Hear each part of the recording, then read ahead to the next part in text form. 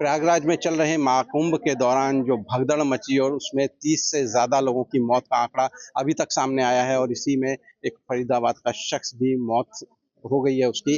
और जानते हैं उसका परिवार उसके साथ था उस समय। बातचीत करने के लिए हमारे साथ परिवार के सदस्य ही मौजूद हैं। बात करते हैं उनसे किस तरह से हुआ। जी, नाम बता दीजिए आप अपना। साधना।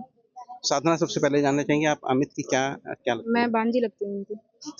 तो उस हादसे के समय आप थे वहाँ पर? नहीं, मैं साथ में नहीं गई थी, मैं यहीं थी।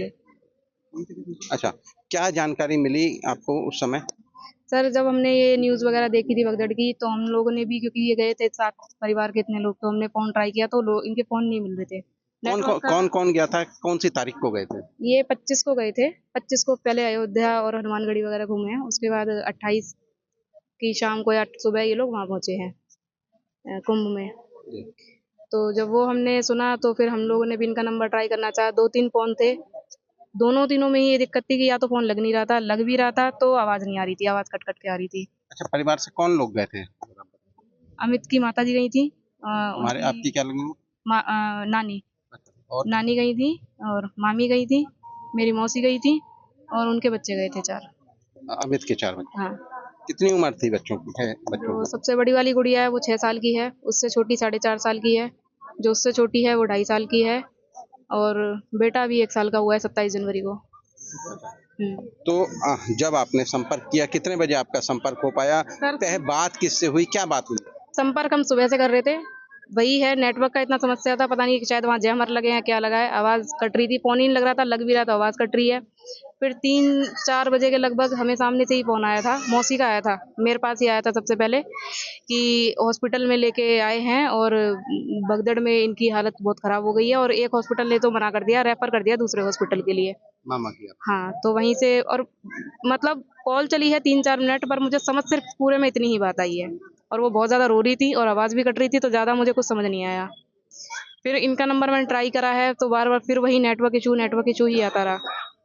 फिर सारे लोग ही अलग-अलग हो गए थे। मो मतलब मामा के साथ नानी जी थी और उनका फ़ोन भी उनके पास नहीं था, उनका फ़ोन मौसी के पास था। तो हम किसी भी तरीके से मामा से तो कॉन्टैक्ट कर ही नहीं पा रहे थे, ना उनके पास फ़ोन, फ़ोन दूसरों के पास था। अच्छा, एक बात पता लगी कि जिस समय ये भगदड़ हुई उस समय ये पूरा परिवार कहाँ था? क्या कर रहा था? सर, इतना डिटेल में देखो जब से आए हैं कोई भी बात करने की हालत में है नहीं, क्योंकि 12 घंटे का तो सफ़र करके आए हैं और पूरे रास्ते वही है कि कल से इनकी क्या हालत है। तो अभी ज़्यादा डिटेल में बात हुई नहीं है कि कैसे हुआ, कैसे क्या शुरुआत हुई, वो अभी नहीं पता इतना। तो लगता है कहीं न कहीं बदइंतज़ामी थी। अब सर वो तो वहाँ अगर ऐसा हुआ है तो सर कहीं न कहीं थी तो सही। लोगों की समझो, सरकार की समझो, जिसकी भी थी, हमारा तो इंसान चला गया।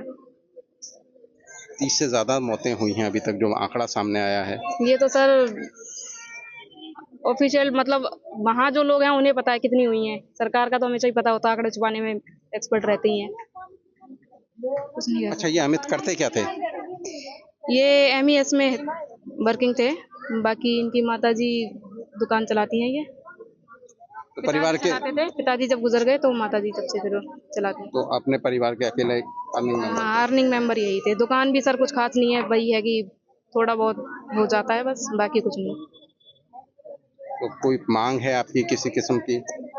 सर माँग तो अब क्या बताएँ सर, हमारा इकलौता बेटा था घर का, कमाने वाला सदस्य है, वो तो वापस नहीं आ सकता ना। बाकी बच्चियाँ तीनों ही छोटी हैं, बहन भी है मेरी उम्र की है, शादी के लिए बैठी है। कमाने वाला कोई बचा नहीं है सदस्य घर में।